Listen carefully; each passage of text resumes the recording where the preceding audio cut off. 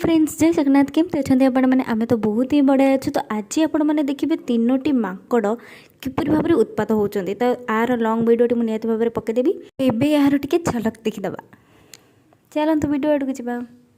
आमे बे चल चली जाऊचु आपण माने देखि पड़ते मो सते कियो आमे अछु कटक रे कोन करू देख। तो आज आम कटक आसलु कटक रू आसिक क्लास रू फेरिकी गला बेले आज कार्तिकेश्वर पूजा होची ता भीतर आम स्टपेज को जाऊँ ये भाव उत्पात होगी जाऊँ। हाय ये मो सांग को वीडियो करिया शिखुची ताको ज्ञान दूची केमती भाव में कैमेरा धरवा उचित। तो ये दोल मुंडे आमर कार्तिकेश्वर ठाकुर होती। तो आम देखी देखी चलुचु ये भाव एंजॉय करू करू कौन आम बस आसिक स्टपेज लगला ता भर आम दौड़ीचु।